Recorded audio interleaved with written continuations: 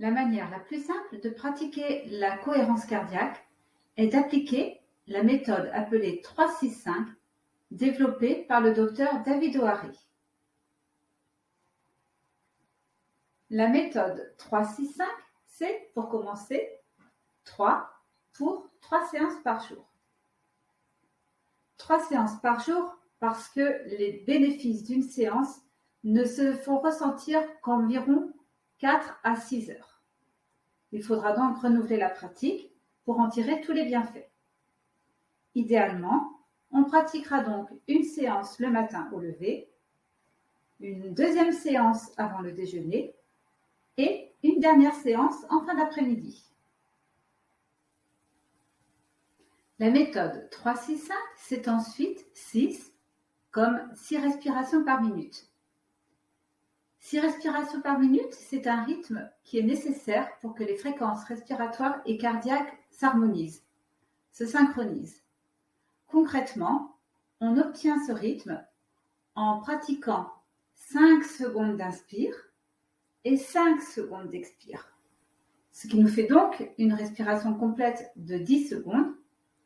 10 secondes fois 6 font bien les 60 secondes d'une minute.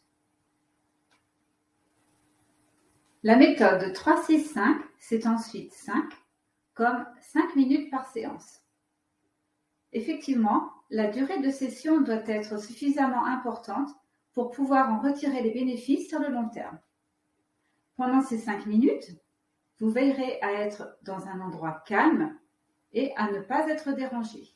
Au final, la méthode 3-6-5, c'est 365 jours par an. Parce que les effets de la cohérence cardiaque ne durent pas dans le temps, il faut la pratiquer régulièrement pour en retirer les bénéfices. La posture à adopter pour pratiquer la cohérence cardiaque est la position assise sur une chaise ou sur un fauteuil, les pieds bien posés à plat et les mains sur les cuisses. Vous pouvez aussi, si vous êtes à l'aise, vous installer au sol sur un coussin. Dans tous les cas, veillez à avoir le dos bien droit mais non raide, la tête droite et les épaules relâchées. La respiration à adopter pour la cohérence cardiaque est la respiration abdominale. Concrètement, on inspire par le nez en gonflant le ventre, sans bloquer la respiration, et on expire par la bouche en dégonflant le ventre. Voilà ce que ça donne.